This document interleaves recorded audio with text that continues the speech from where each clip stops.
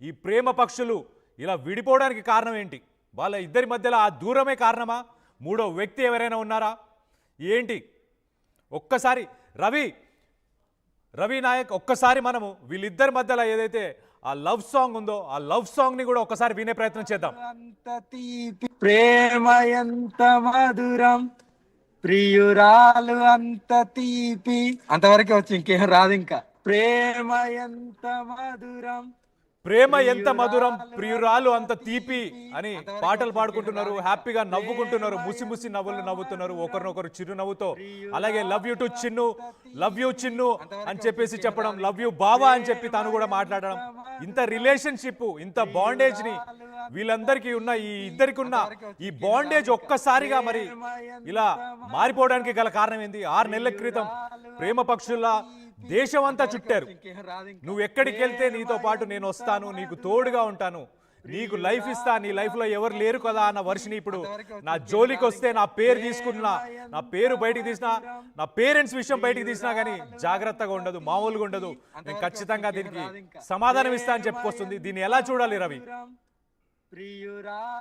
మనం ఒకసారి చూసినట్టు కనుకైతే ప్రేమ ఎంత మధురం, ప్రియురాలు ఎంత తీపి. ఈ తీపి కాస్త ఇప్పుడు చేదైపోయింది. ఇద్దరి మధ్య మాటల యుద్ధం కొనసాగుతున్న పరిస్థితి కనబడుతుంది. అయితే అఘోరి అలియా శ్రీనివాస్ ప్రస్తుతానికి వేరియంట్ మార్చాడు. తన ఎట్టి పరిస్థితిలో శ్రీవర్షిని ఎవరో నాకు తెలియదని చెబుతున్న పరిస్థితి. మరోపక్క శ్రీవర్షిని నిన్న ఆర్టీవీతో కూడా ఎక్స్క్లూజివ్గా మాట్లాడుతూ నా జోలికి వస్తే నా వర్షన్ వేరే విధంగా ఉంటుంది, నేను మాటలతో చెప్పను అని చెబుతున్న పరిస్థితి. నిన్నటి 6 నెలల క్రితం వరకు చట్టా పట్టాలు వేసుకొని దేశమంతా తిరుగుతూ ఆ డూయిట్లు పాడి ఆ పాటలు పాడుకొని ఎంజాయ్ చేసుకున్న ఇద్దరు ప్రేమికులు ఇప్పుడు ఆ పచ్చిగడ్డేస్తే బగ్గుమని చెబుతున్న పరిస్థితి కనబడుతుంది. ఇటు ఇద్దరి మధ్య గ్యాప్ వచ్చిన పరిస్థితి కనబడుతుంది. అయితే తను అఘోరి శ్రీనివాస్ ఒకే ఒక మాట చెబుతున్నాడు, శ్రీవర్షిని వల్ల నా జీవితం, నా కెరియర్ అంతా కూడా, అంటే నేను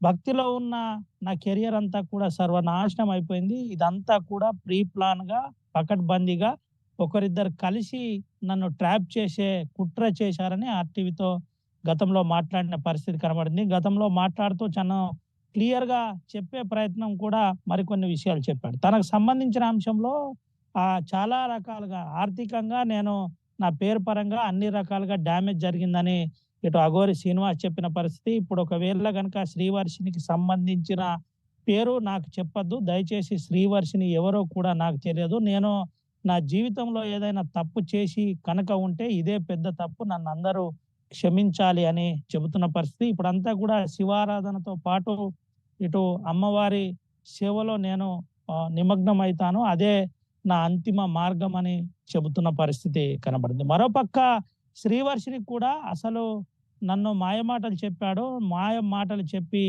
నన్ను మోసం చేశాడని నిన్న ఆర్టీవీతో మాట్లాడుతూ చెప్పిన పరిస్థితి. ఒక అమ్మాయిని మోసం చేశాడు, నాలాగా ఇంకో అమ్మాయి కూడా మోసపోయిందని నేను రియలైజ్ అయ్యాను కాబట్టి నేను చివరికి నా తల్లిదండ్రులే దిక్కయ్యారని చెబుతున్న పరిస్థితి. నా జోలికి వస్తే నేను వదిలిపెట్టను, నేను నీలాగా మాటలు చెప్పను అని చెబుతున్న పరిస్థితి. నేను భక్తి పరంగా కొంత నాకు ఆ వీక్ ఉంది, ఆ వీక్ వల్లనే నేను పోవలసి వచ్చింది. ప్రేమించిన విషయం నిజమే, కానీ దాంట్లో కొంత ప్రేమ, కొంత బలవంతం కూడా ఉందని చెప్పిన పరిస్థితి. ఏది ఏమైనప్పటికీ ఇప్పుడు ఇద్దరి మధ్య ఆ పచ్చిగడ్డేస్తే బగ్గుమన్నట్టుగా కనబడుతుంది. ఇద్దరి మధ్య మాటల యుద్ధం కొనసాగుతున్న పరిస్థితి కనబడుతుంది. అయితే కొంతమంది రవి ఒక్కసారి మన గతంలో వాళ్ళిద్దరికి ఉన్న రిలేషన్షిప్, వాళ్ళిద్దరికి ఉన్న ఆ ప్రేమకు ప్రతిరూపంగా ఒక వీడియోస్ కొన్ని కూడా అంతకుముందు వాళ్ళు బయట పెట్టిన వీడియోస్ లో ఒక వీడియోని ప్లే చేసే ప్రయత్నం చేస్తాం.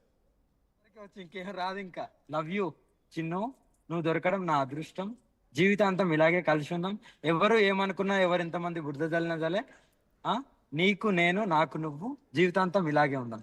హర మహాదేవ్, హర మహాదేవ్. లవ్ యూ చిన్ను, నువ్వు దొరకడం నా అదృష్టం, జీవితాంతం ఇలాగే కలిసి ఉందాం, ఎవరు ఏమనుకున్నా, ఎవరు ఎంతమంది బురద జల్లినా సరే, నీకు నేను, నాకు నువ్వు, జీవితాంతం ఇలాగే ఉందాం. హర మహాదేవ్, హర మహాదేవ్.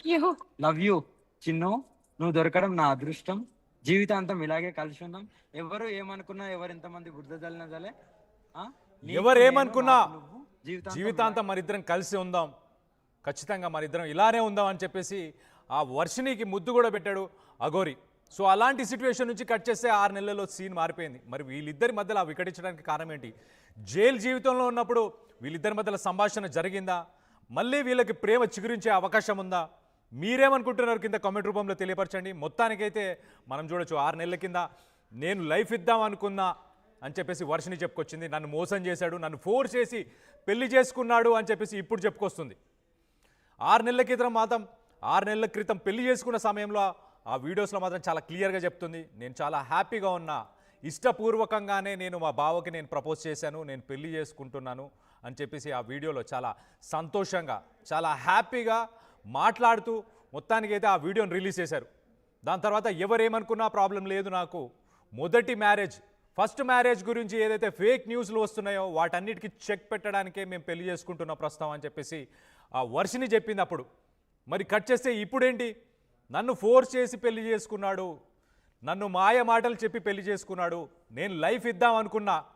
అలాంటి సిట్యువేషన్ నుంచి ఇప్పుడు మాత్రం నా పేరు తీసిన ఒసే అన్నా, దాన్ని అన్నా, ఇంకో మాట మార్చినా, ఏదన్నా అన్నా కూడా ఖచ్చితంగా నేను మాత్రం ఊరుకునేది లేదు, మామూలుగా సమాధానం ఇచ్చే ప్రయత్నం చేస్తాను, ఖచ్చితంగా నీలాగా మాటలు చెప్పను అని చెప్పేసి చెప్తున్నాడు. సో మొత్తానికి వర్షన్ ఏదైతే ఉందో ఆ వర్షన్ మొత్తానికి ఇప్పుడు చేంజ్ అయిపోయింది. అలాగే అఘోరి కూడా ఇప్పుడు వర్షిని అంటే ఎవరో నాకు తెలియదు, ఆమె గురించి నాకు సంబంధం లేదు అని చెప్పేసి అఘోరి కూడా చెప్పుకొస్తున్నాడు. కానీ గతంలో మనం చూస్తే కనుక మనిద్దరం జీవితాంతం కలిసి ఉందాం, నీకెవరు లేరు కదా అఘోరి శ్రీనివాస్, నీకెవరు లేరు కదా, నేనుంటా జీవితాంతం, నీతో పాటు నేను కలిసి ఉంటాను, నువ్వు ఎక్కడికి వెళ్తే నీకు ఒక తోడుగా ఉంటానని చెప్పేసి వర్షిని చెప్పుకొచ్చింది. మొత్తానికైతే వీళ్ళిద్దరి మధ్యలో ఏదైతే ప్రేమ ఉందో ఆ ప్రేమ మరి 6 నెలల తర్వాత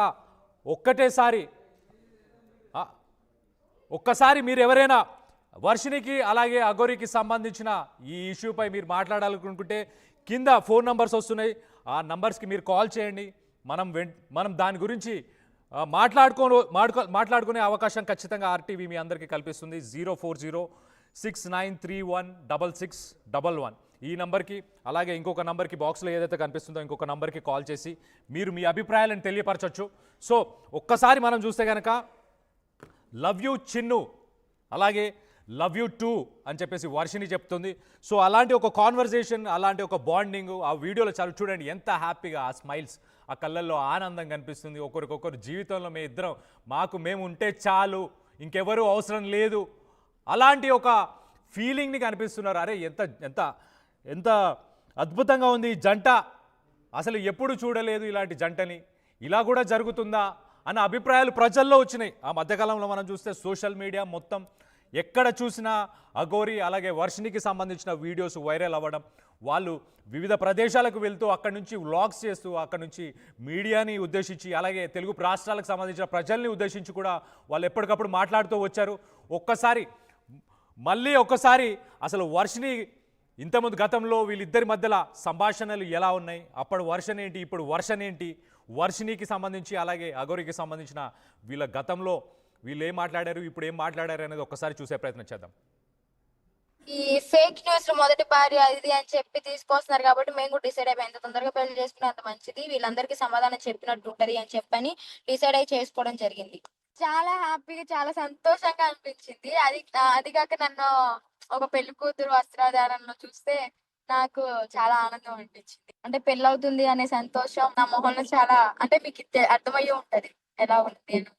ఇష్టపడ్డ వివాహం కాబట్టి ఇంకా హ్యాపీగా ఉన్నాను. మా మనసులు కలిసాయి, ఇంత దూరం వచ్చింది. అంటే తను జెన్యున్ గా నాకు అన్ని షేర్ చేసుకోవడం, ఏది దాచిపెట్టకుండా చెప్పడం, అది బాగా నచ్చింది. నేనైతే ఎలా ప్రపోజ్ చేశా అంటే ఒకటే మాట అన్నాను, ఓకే నీ పర్సనల్ నీ దాచిపెట్టకుండా చెప్పావు, నావి నీకు తెలుసు కదా, చూసావు కూడా కొన్ని. సో అలాగే నువ్వు ఎక్కడెక్కడ తిరుగుతావు, ఒంటరిగా ఉంటావు, అలాగే నీకు ఒక తోడులాగా ఉందాం అనుకుంటున్నాను. ఇలాగా అంటే నువ్వు ఎక్కడికి వెళ్ళినా అక్కడికి వచ్చి నీకు సేవ్ చేసుకోవాలనుకుంటున్నాను, మనం పెళ్లి చేసుకుందాము అని చెప్పని అలాగా ప్రపోజ్ చేశాను. పెళ్లి ప్రపోజలే చేశాను. అంటే నేను తన దగ్గర రావాలనుకున్నాను, వచ్చాను, హ్యాపీగా ఉన్నాను, చాలు. జీవితాంతం నీతో ఇలాగే ఉంటాను బావా, ఎన్ని విమర్శలు వచ్చినా గానీ, నీ మీద ఎంత నెగిటివ్ వచ్చినా గానీ నువ్వు తప్పు చేయవని చెప్పి నేను నమ్ముతున్నాను. పెళ్లి అంటే పెళ్లి గురించి నేను ఎత్తలే ఫస్ట్ ఆఫ్ ఆల్. తను నన్ను ఫోర్స్ చేస్తాడు మ్యారేజ్ చేసుకుందామని చెప్పాను. ఉమ్. సో ఆ మాటలకి చేసుకుంటే ఇలా ఉంటుంది, మీ పేరెంట్స్ని కూడా